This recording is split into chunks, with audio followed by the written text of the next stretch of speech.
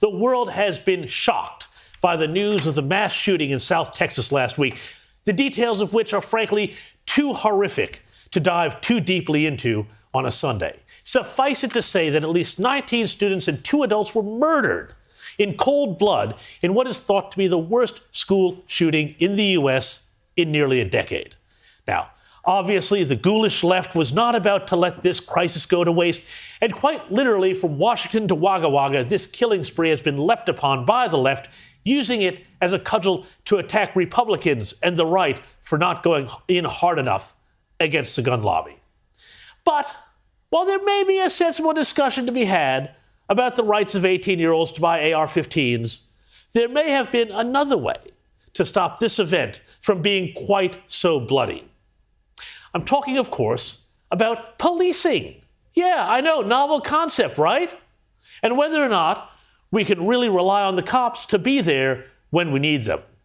Now, in the days since the rampage, we have been confronted by the increasingly troubling discovery that local police, instead of storming the school and killing the gunman, stood around outside, refusing to confront the killer for fear of their own safety. Indeed, officials admitted that they stood around outside the school for more than an hour while the gunman proceeded on his deadly rampage before storming the classroom where he was holed up after he had fired more than 100 rounds. Said Stephen C. McCraw, the director of the Texas Department of Public Safety, and there's a government department name right out of Orwell if there ever was one, quote, obviously, based on the information we have, there were children in that classroom that were still at risk, and from the benefit of hindsight, of course it was not the right decision. It was the wrong decision, period. Well, great that he admitted it, but it gets worse because footage has emerged of the police who should have been confronting the gunman, instead holding parents back from doing the cops' job the cops refused to do. All the parents are going to the front. Just shoot them already. Man, y'all can't be like that, man. Y'all can't be like that when there's people. Yes, I do. Get across the street. Because I'm having to deal with you. Get across the street. Get across the street. We have other stuff to do. When you're not up, are you going to walk into that gate and get them? And have a listen to this Texas police lieutenant explaining that they didn't go after the gunman because they could have been killed themselves. Don't current best practices, Lieutenant, call for officers to disable a shooter as quickly as possible, regardless of how many officers are actually on site? Correct. The active shooter situation, you want to stop the killing, you want to preserve life, but also one thing that, of course, the American people need to understand is that officers are making entry into this building. They do not know where the gunman is. They are hearing gunshots. They are receiving gunshots. At that point, if they proceeded any further, not knowing where this suspect was at, they could have been shot. They could have been killed. Sorry. Hello? Isn't that your job? I mean, look at that guy. All hat, no cattle. Eventually, it was frustrated border agents, you know, the evil guys with whips and horses that Joe Biden hates, who confronted the shooter, killing him. Now, look, I know that emotions are raw on all sides with this one, but the big argument of the anti-gun lobby has always been that only law enforcement needs guns, that the police will protect you, and that everything will be safer if you just let the cops take care of the bad guys. Well, that's clearly not always the case. Just as with the George Floyd riots of 2020, when police stood back and left ordinary people to shift for themselves to protect lives and property, this incident teaches people that actually, if they want to protect what's dearest to them, they need protection themselves. If the cops show up and don't protect people, the most innocent people, little school children, it will make law-abiding people want to go out and get a gun to do what the police refuse to. And this is a fun slide I put up just to annoy people. The more people say the world is going to end, and here I've looked at the number of incidences in all press around the world that use climate catastrophe. The number of times the phrase climate catastrophe is mentioned around the world, the higher and higher and higher risk assets go. In tandem. The more we're doomed, the higher prices go. We've seen time and time again all these banks and insurance companies all saying, oh, you know, the climate risks. Well, the reason why they're saying that, and they're saying, oh, well, we're going to open a carbon trading desk and we're going to do that. And they're like, there's money in it. There's money in it. That's what's driving this whole thing. And the woke corporates just will not stop. But there's a bit of good news in this story. So last week, State Farm Insurance, big, massive insurance company in the United States, they always portrayed themselves, their slogan was always, like a good neighbor, State Farm is there. Well, I'm not sure you'd want to live next to this neighbor because they had, for a short time, partnered with a group called Gendercool to offer books about transgenderism and gender identity to 5-year-olds. 5-year-olds. So, and quite explicit at that. Now, thankfully, and this is continuing a trend which we have been seeing in recent weeks, there was a huge stink kicked up, and State Farm very quickly backed down and said, no, sorry, this is a big mistake.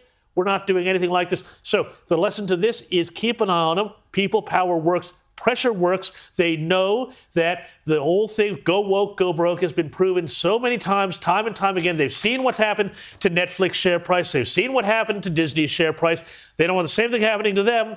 So keep your eyes out for this sort of thing and always push back. That's the lesson. Can you blame the right for young people not watching television? 1, 2, 3, go. Blame the right for young people not watching television. Well, I was going to blame the left. Blame the left. No, blame the left then. I was going to blame the most lefty outfit of all, the Chinese Communist Party. Oh, that's good. For this. Because so was I. What are all the youths doing right now? They're watching the TikToks.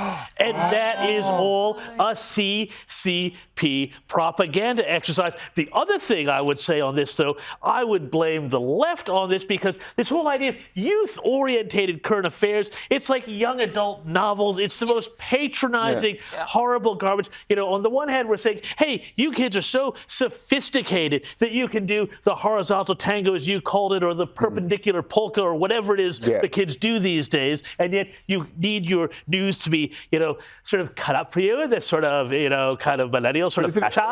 Peter Dutton, we mentioned Tanya Plibersek likened him to Voldemort. Jane Caro also jumped into the fray because the left, once they've got a gag, they kind of stick to it and they all repeat it, even when it wasn't funny the first time. Look, I think Peter Dutton handled it very, very classily. And, you know, I heard him on Ray Hadley. He was talking about this. And, you know, he was absolutely fine about it because politics is a rough and tumble business. I mean, you know, let's go back to the era of Paul Keating. You know, there used to be some fantastic sledges, a lot more witty than Voldemort, for that matter. But I do think, though, that if this government, and to his credit, Albanese did smack down Tanya Plibersek for this pretty quickly. But if they are going to come in on this whole sort of ticket of niceness and kindness, and we're not being mean to everybody, well, the thing that the right always needs to do with these things is the first rule of Saul Alinsky's rules for radicals, which is what the left has always followed, which is hold your opponents to the standards they set for you. Exactly. And, you know, in doing so, you know, they should absolutely insist on them being as absolutely woke, nice, kind, touchy-feely, non-insulting as possible every minute of the day. It will drive the left nuts. Now, James, they said Tony Abbott was unelectable when he became opposition leader, and they're going to do the same with Peter Dutton. But as we all know, Tony Abbott won an election in a landslide before being white-handed by Malcolm Turnbull. What sort of attacks can Peter Dutton expect from the media? It's going to be brutal. Oh, it's already starting, Rita. It's already starting. You know, I mean, they're going to start, of course, obviously, with all the physical things. They're going to go calling him Mr. Potato Head and all the nasty stuff that when conservatives do it to people on the left, of course, it's bullying and it's mean and all of that. And then they're going to say that he's a warmongering fascist. They're going to say, some people are saying that he's stupid and unintelligent, which is about the last thing I would ever say about Peter Dutton, that he's incompetent. All of this shows that they're actually really worried about Peter Dutton being the leader. And it also goes back to what Terry was just saying a moment ago, Rita. I mean, the fact of the matter is there's all of this advice that's going out to the liberals and saying what you need to be is you need to be more moderate. You need to be competing on that space. All of this is coming from people who do not have the Liberal Party's interests at heart. And I would include among that an awful lot of people in the moderate wing, including Matt Keane. all of whom see no enemies to their left. They're much more interested in fighting their enemies internally on the right. They're revolutionaries. They are not serious liberals. It's a great chance for the party to reform. The bad news is, Rita, it's not going to happen in 3 years. This will probably be a 2-term project. We woke up this morning and our beautiful mural had been painted over. Oh, no. Imagine being the painter sent to whitewash over Active Hope. Oh, no. A beautiful mural of me has been painted over. As The Age noted, a spokesman for Ryan said an agent working for her campaign had been told verbally that the owners had signed a written agreement to allow the mural. Evidence of this agreement was not presented, and the owners, surprise, denied any such arrangement existed. Well, Tim, where is the evidence that the Liberal Party in Victoria is remembering them? I mean, you know, you're gone. Bernie Finn has been kicked out for expressing pro-life views in a party that has always said that's a conscience vote. What is the Liberal Party doing to appeal to these people? And is Matthew Guy really the right person to lead the Liberals to the next election in Victoria? Well, I would encourage the Liberal Party nationally and indeed in Victoria to focus on these issues, to focus on cost of living, to focus on taxes and charges at a state level and the enormous debt the Victorian government has, $170 billion worth of debt. That's a greater debt than New South Wales and Queensland combined. So, focus on those issues that were once upon a time our bread and butter. And they are the concerns of working families in the middle and outer suburbs.